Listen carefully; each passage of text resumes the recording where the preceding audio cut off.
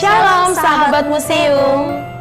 Kelahiran Tuhan Yesus Kristus ke dalam dunia adalah untuk menggenapi janjinya agar setiap kita hidup dalam pengharapan Tuhan. Allah itu adalah kasih. Bukti dari kasih-Nya kepada kita, Dia lahir untuk kita, orang-orang yang dikasihinya.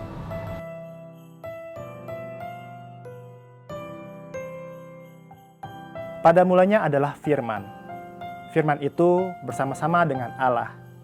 Dan Firman itu adalah Allah. Yohanes 1 ayat 1. Saudara yang dikasihi Tuhan, semua yang hidup dimulai dari sabda dan bersumber dari Allah sendiri. Mandabina dania nono alawe andre. Bamo ono ia ono matua. Ono andre nifotoi Emanueli. Bali Hebereo Immanueli Eluahania Awoda Lowalangi. Mataio Sara ayati dola telu. Sebuah sabda yang memberikan pengharapan melalui kelahiran Sang Juru Selamat dalam rupa manusia, Putra Allah. Ai songonodo holong ni rohani debata di Portibion. Pola do anakna na sasadai di Lehon, asa unang mago ganup na porsea di Ibana. Asa hangoluan na saleleng-leleng na di Ibana. Yohanes 3 ayat 10. Hadirnya Kristus di tengah dunia ini adalah sebagai wujud kasih-Nya kepada umat-Nya.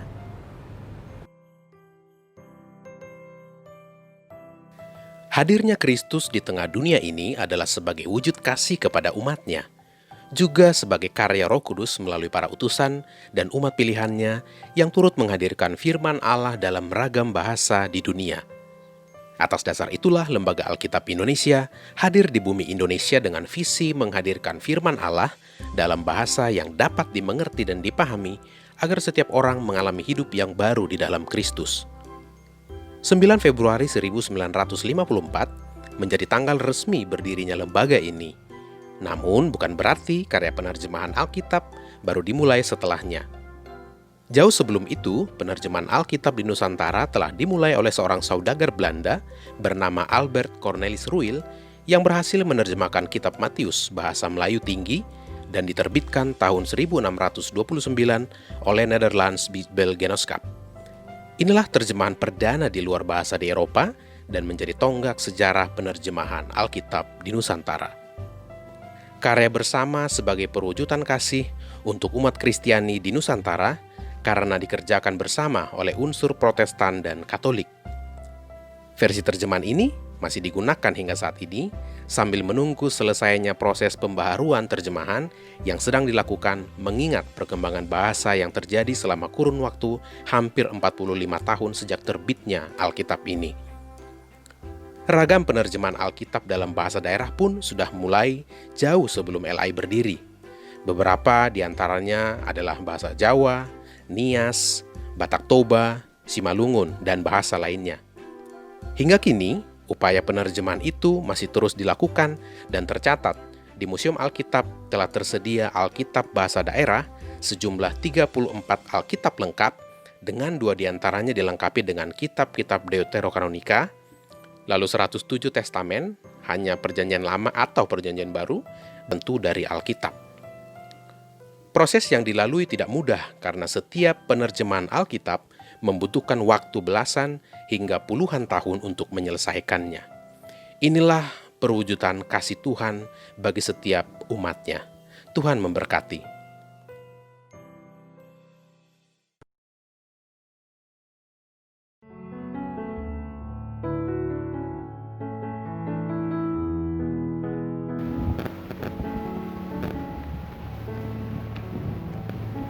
Kini kita berada di Museum Gereja Katedral Jakarta yang berada di Keuskupan Agung Jakarta, dan tentunya Museum Gereja Katedral Jakarta ini menampilkan beberapa kisah dan juga yang termasuk dalam sejarah yang terjadi selama masuknya agama Katolik ke Batavia dengan diawali di tahun 1807, yaitu dengan persetujuan Raja Louis, Paus Pius ke-7 mengangkat Monsinyur Jacobus Nelison sebagai Prefektus Apostolik dan juga didampingi oleh Pastor Lambertus Prinsen. Dengan demikian ini mengawali masuknya gereja Katolik ke Batavia. Dan kemudian kita akan melihat yaitu bagaimana Keuskupan Agung Jakarta terbagi menjadi 3 periode setelah masuknya Monsinyur Jacobus Nelison ke Batavia. Dan 3 fase Keuskupan Agung Jakarta ini terbagi menjadi fase besar yaitu masa perintisan, yang mana masa perintisan ini sebutan yang setara dengan pimpinan yang ada di Keuskupan yang saat itu bernama Prefek Apostolik zaman saat Hindia Belanda, yaitu masih zaman VOC. Dan ada 3 pemimpin prefek apostolik, yaitu prefektur apostolik yang memimpin selama masa perintisan dari 1807 hingga 1845. Lalu dilanjutkan dengan masa persiapan menuju kemandirian gereja, di mana ada 8 vikaris apostolik.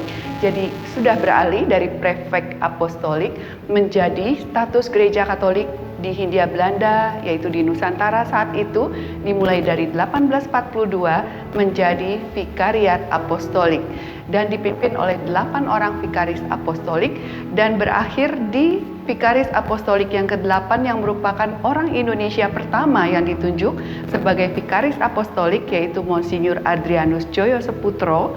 Dan kemudian dengan berakhirnya era dari vikariat apostolik, kita memasuki gereja lokal yang mandiri di Keuskupan Agung Jakarta. Dan ini dipimpin sebagai uskup agung yang pertama adalah yang menjabat sebagai vikaris apostolik yang ke-8, yaitu Monsinyur Adrianus Joyo Seputro, dan ada 4 uskup yang memimpin Keuskupan Agung Jakarta hingga saat ini.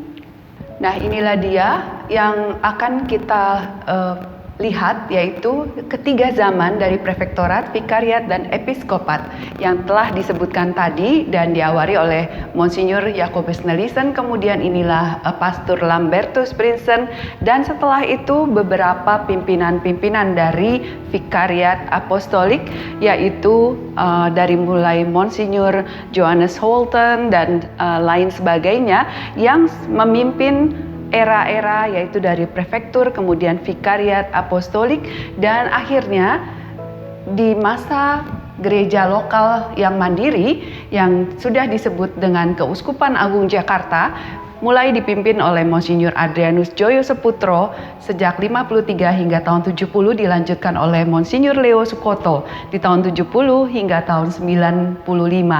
Dan setelah itu dipimpin oleh Julius Kardinal Darmo Atmojo di tahun 96 hingga 2010 sebagai uskup Keuskupan Agung Jakarta, sekaligus beliau adalah kardinal dari gereja yang mewakili Indonesia. Dan kemudian setelah itu dari 2010 uskup agung, dan sebutannya adalah uskup Keuskupan Agung Jakarta, dipimpin oleh Uskup Ignatius Suharyo, di mana di tahun 2019 beliau menjadi kardinal, sehingga kita menyebut beliau sebagai Uskup Ignatius Kardinal Suharyo. Demikian adalah pimpinan-pimpinan yang berada di Keuskupan Agung Jakarta, dan sebelumnya diawali dari era yang ada vikariat dan prefektorat. Bunda Maria Segala Suku diberkati oleh Uskup Ignatius Kardinal Suharyo, yaitu pada tanggal 13 Mei 2018 di Gereja Katedral Jakarta, di mana Bunda Maria Segala Suku mewakili segala keindonesiaan yang ada, di mana beliau menggunakan mahkota peta Indonesia dan Garuda Pancasila bertahta di dada, berkerudung merah putih, berkebaya brokat putih panjang dengan lukisan wayang Dewi Kunti Tua sebagai simbol kesabaran penuh kesucian, dan di sisi kanan bawah dengan lukisan wayang Dewi Sri menyimbolkan kesejahteraan dan kedamaian di sisi kiri bawah, dan berkain tenun motif Nusantara. Dengan demikian kita diteguhkan dengan harapan dan juga dikuatkan doa-doa bersama Maria Bunda Segala Suku bagi bangsa dan negara kita khususnya. Demikianlah tadi kita telah berada di sebuah zona yang mewakili Museum Katedral Jakarta. Silakan Anda untuk kunjungi Museum Katedral Jakarta jika pandemi sudah berakhir. Dan Museum Katedral Jakarta dibuka dari hari Selasa hingga Minggu. Dan pada pukul 10 hingga pukul 16 kecuali hari Minggu, yaitu di pukul 12 hingga pukul 16. Dan kita memiliki 9 zona dalam Museum Katedral Jakarta, di mana mewakili sejarah-sejarah yang terjadi saat masuknya gereja Katolik di Batavia, hingga apa yang terjadi dari mulai pendirian gereja katedral dan kemudian juga apa yang dialami selama masa Katedral Jakarta, gereja Katedral Jakarta berdiri. Dan ada satu kalimat yang harus kita ingat, yaitu sebuah ajakan dari Uskup Ignatius Kardinal Suharyo yang berbunyi, merawat ingatan bersama akan mendorong kita semua untuk ikut memikul tanggung jawab sejarah. Untuk itu, kita cintai sejarah dan juga mari bersama-sama untuk semakin mengenal sejarah kita dan semakin beriman.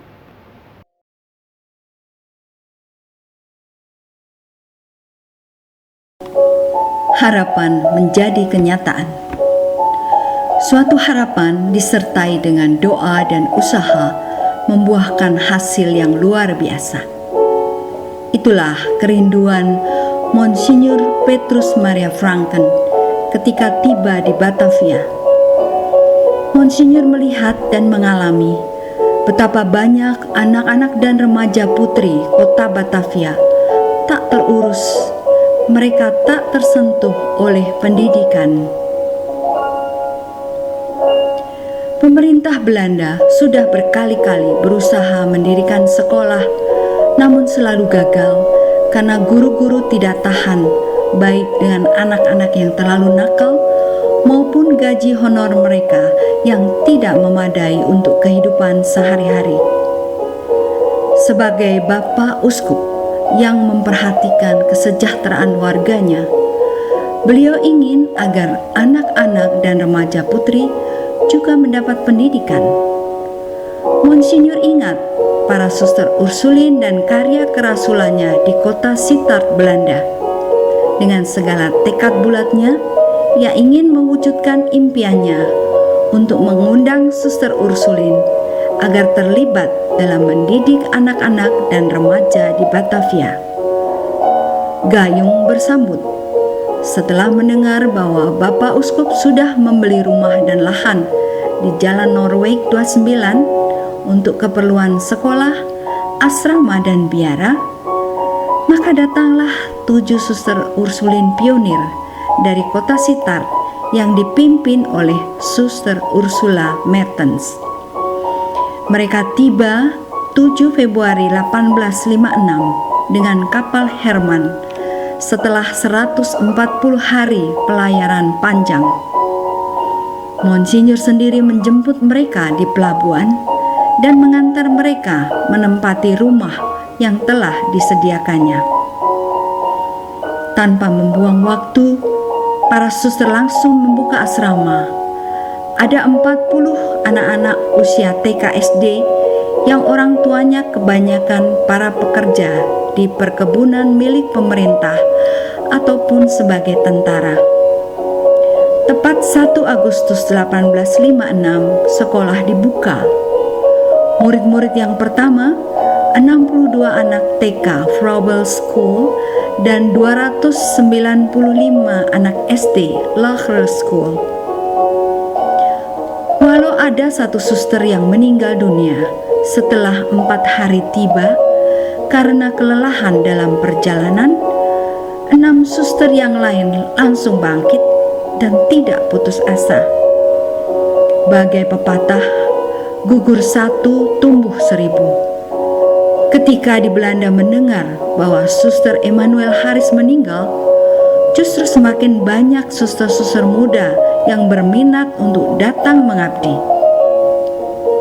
Melalui pendidikan, kepedulian, dan kasih keibuan, para suster memenuhi panggilan dan harapan tanah misi untuk melahirkan kenyataan bagi kebutuhan perkembangan dan pertumbuhan anak-anak putri.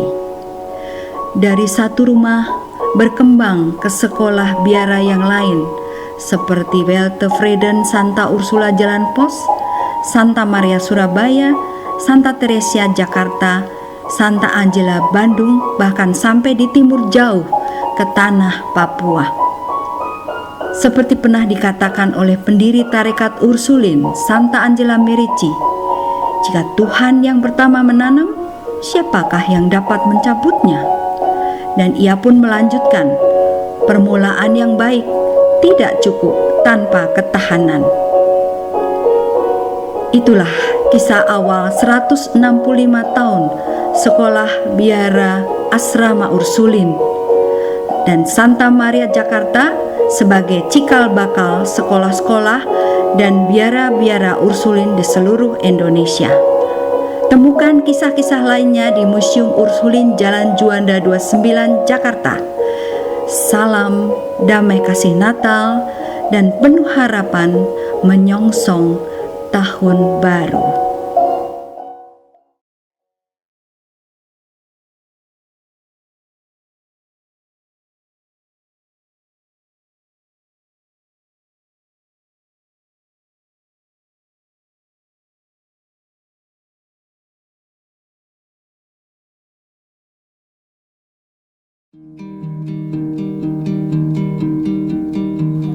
Biasanya orang mengenal si pelukis, baru kemudian mengenal lukisannya. Tapi lebih banyak orang lebih mengenal lukisan, baru mengenal pelukisnya. Pada tahun 61, saya bekerja di Jakarta. Suatu hari saya berkunjung kepada keluarga saya. Tiba-tiba saya melihat sebuah lukisan yang sangat saya tertarik karena komposisi warnanya, objek yang tulis, cara dia melukis benar-benar sangat menarik buat saya. Saya lantas jatuh cinta atas lukisan tersebut. Saya tanya kepada keluarga saya, siapa pelukisnya? Dia sebut Hendra Gunawan. Dan saya mulai itu tertarik pada lukisan tersebut.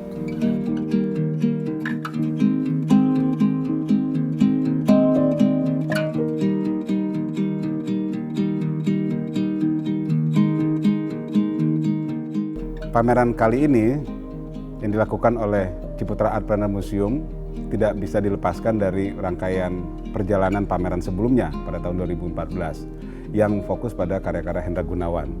Dan dalam perjalanan itu sejak 2014 sampai hari ini, museum melakukan berbagai transformasi, terutama mencoba mendialogkan karya Hendra Gunawan dengan perkembangan atau dinamika di medan seni beberapa tahun yang lalu. Terutama bagaimana Hendra Gunawan mendapatkan satu konteks di pentas seni rupa kontemporer. Dan kali ini, dalam perkembangan kali ini, museum mencoba mengambil satu irisan dari beragamnya tema-tema karya Hendra Gunawan yang fokus pada terutama pada representasi wanita. Ini adalah salah satu strategi museum untuk dengan basis koleksi yang mereka miliki terus menggali dan mencoba mengkonstruksi sebenarnya peran Hendra Gunawan dalam peta perkembangan terutama di dalam historiografi seni rupa Indonesia.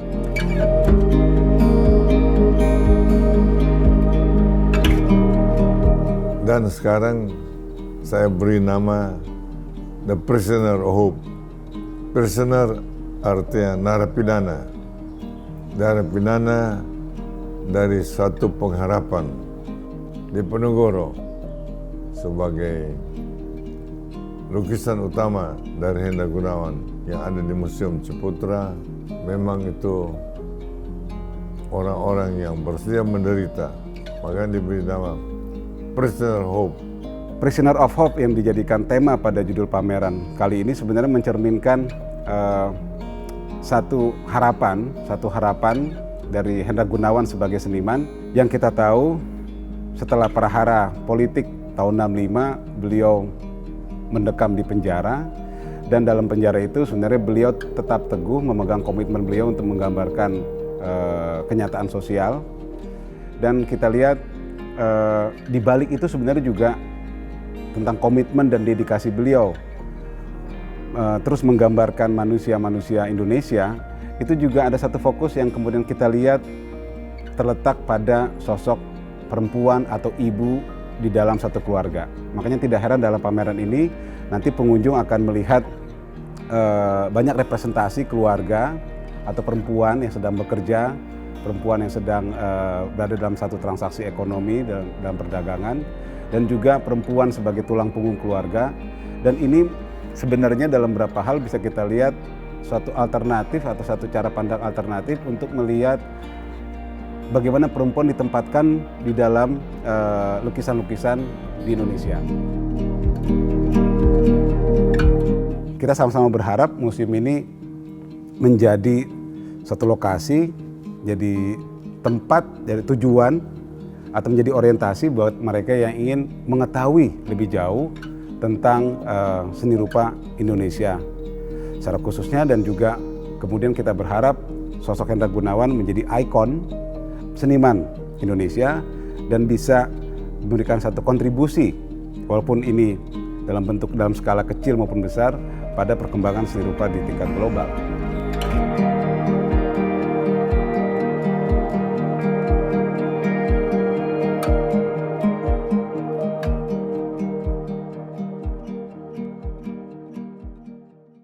Demikianlah harapan dan kasih yang dihadirkan Allah dalam perjalanan hidup umat manusia. Kiranya memberikan semangat dan memberkati Bapak, Ibu, dan Saudara sekalian. Tuhan Yesus memberkati. Selamat Natal 2020 dan Tahun Baru 2021.